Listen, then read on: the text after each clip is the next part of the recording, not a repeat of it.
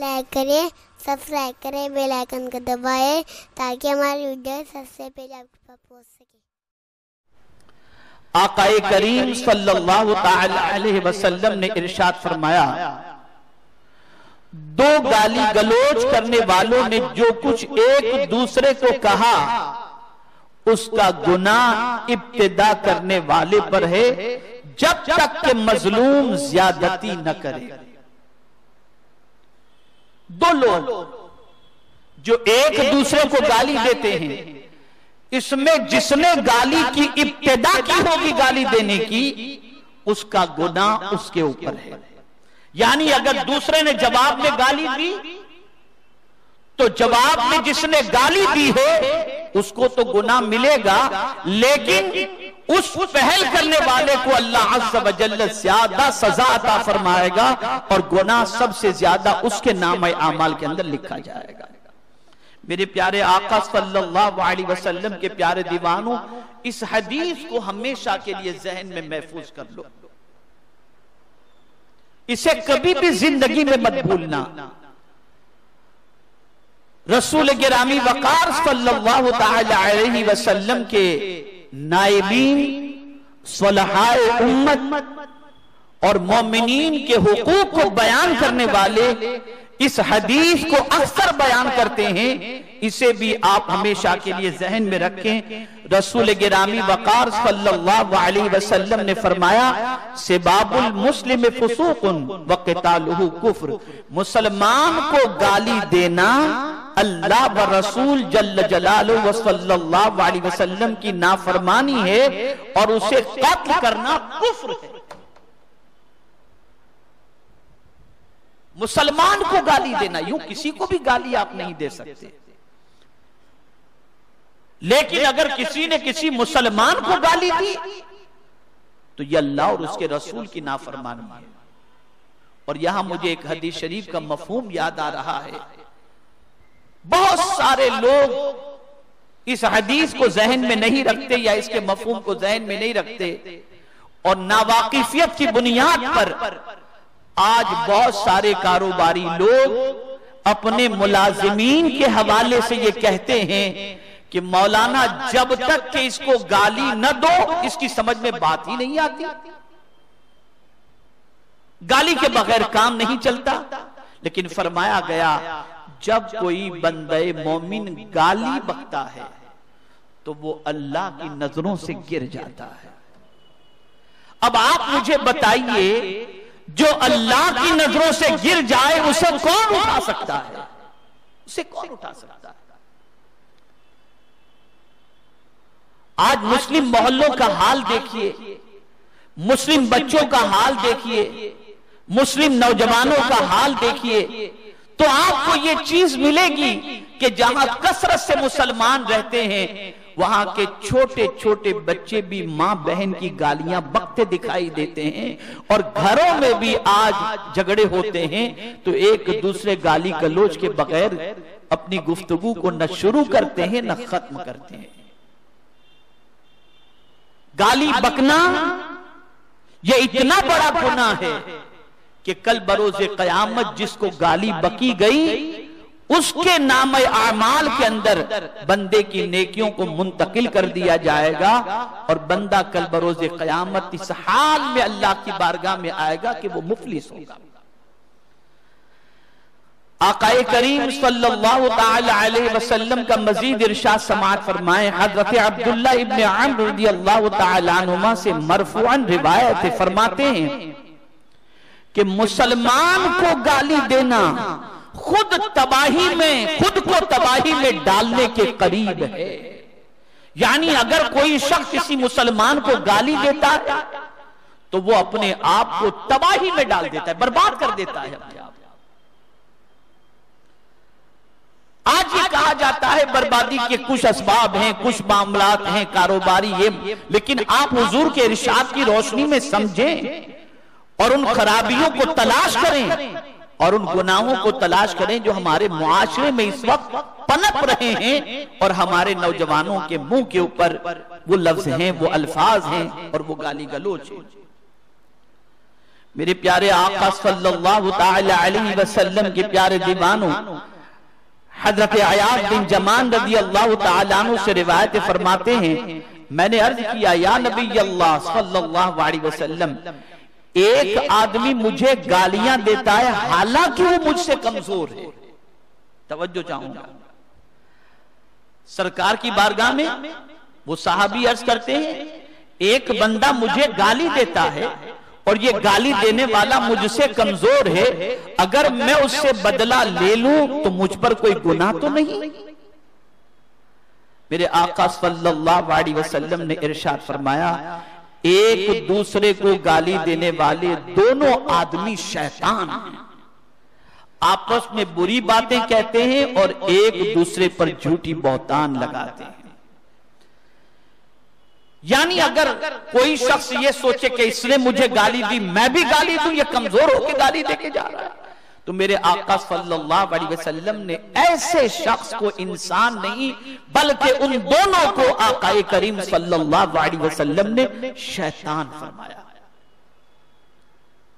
میرے پیارے آقا صلی اللہ تعالی علیہ وسلم کے پیارے دیوانوں حضرت عبداللہ رضی اللہ تعالی عنہ سے روایت ہے, فرماتے ہیں کہ رسول اللہ صلی اللہ علیہ وسلم نے ارشاد فرمایا, اس حدیث کو ہمیشہ کے لیے ذہن میں محفوظ کر لو.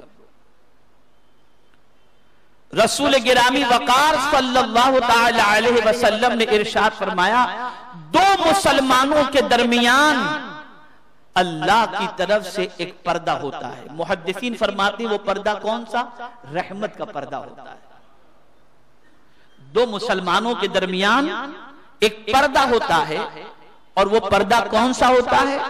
رحمت کا پردہ ہوتا ہے. جبکہ دونوں ایک دوسرے میں اچھے خیالات رکھتے ہوں. یعنی یہ پردہ دونوں کے اوپر کیسے ہوتا ہے؟ مسلمانوں پر کیسے ہوتا ہے؟ جب ایک دوسرے مسلمان ایک دوسرے کے لیے اچھے خیالات رکھتے ہیں تو یاد رکھیں وہ اچھے خیالات رکھنے والے اللہ کی رحمت کے پردے میں ہیں. جب ان میں سے اپنے ساتھی کو کوئی بری بات کہتا ہے یعنی گالی دیتا ہے تو وہ اللہ کے پردے کو پھاڑ دیتا ہے. یعنی یہاں زبان سے گالی نکلی کسی مسلمان کے سلسلے میں تو آقا کریم صلی اللہ علیہ وسلم نے ارشاد فرمایا یہ گالی بکنے والا جب گالی بکتا ہے تو وہ گویا اللہ کے رحمت کے پردے کو پھاڑ دیتا ہے. اب آپ مجھے بتائیے یہ کتنا بڑا گناہ ہے, یہ کتنا بڑا جرم ہے, یہ کتنی بڑی غلطی ہے.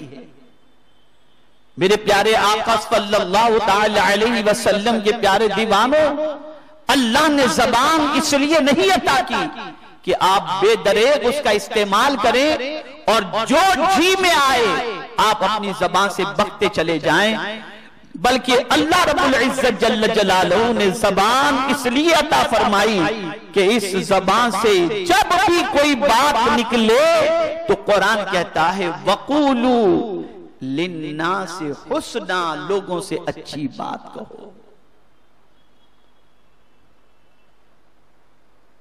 اسی لیے آپ دیکھیں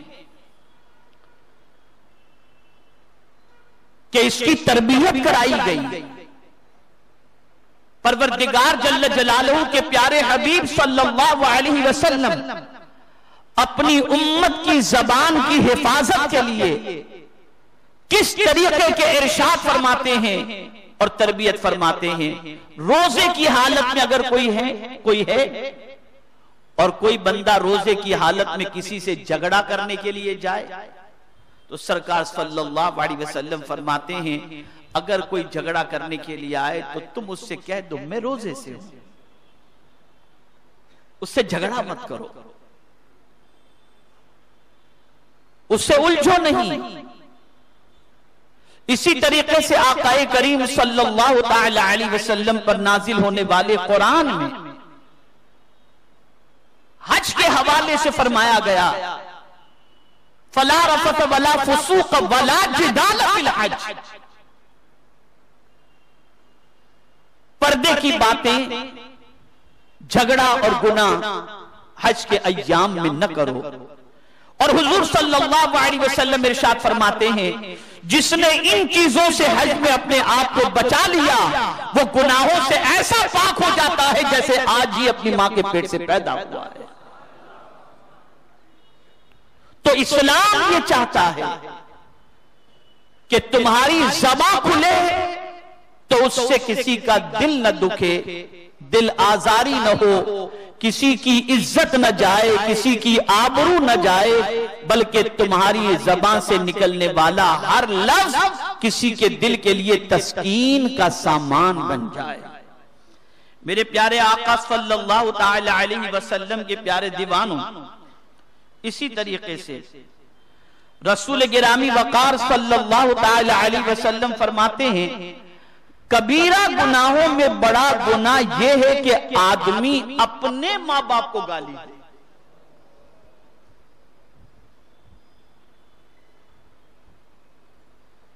اب یہ ارشاد حضور صلی اللہ علیہ وسلم اس دور میں فرما رہے ہیں جس دور کے اندر جن سے خطاب حضور فرما رہے ہیں وہ سب اپنی ماں کے قدموں کو چومنے والے ہیں۔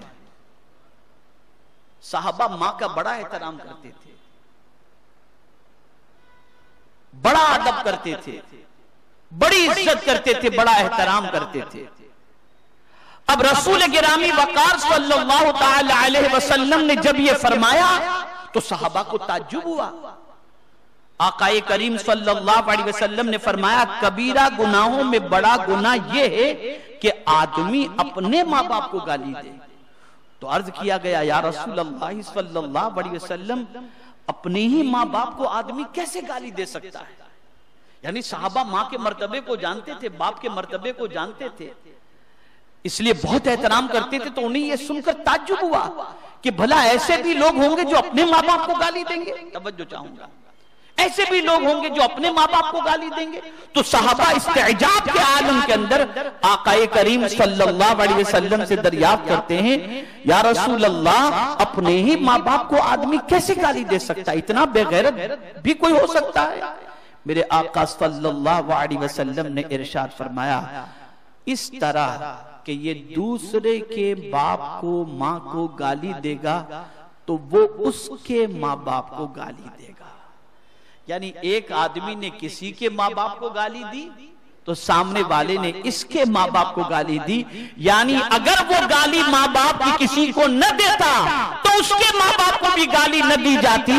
اس طرح سے حضور فرماتے ہیں کہ ایک زمانہ آئے گا اور اکبر الکبائر میں یہ ہے کہ لوگ اپنے ماں باپ کو گالی دیں گے۔ آپ دیکھیں کوئی کسی کے ماں باپ کو گالی دیتا ہے تو جواب میں اس کے ماں باپ کو سامنے والا گالی دیتا ہے۔ تو میرے پیارے آقا صلی اللہ تعالی علیہ وسلم کے پیارے دیوانوں، چاہیے کہ ہم اپنی زبان کی حفاظت کریں اور گالی گلوچ سے اپنے آپ کو بچائے رکھیں۔ ہماری ویڈیو کو لائک شیئر ضرور کریے۔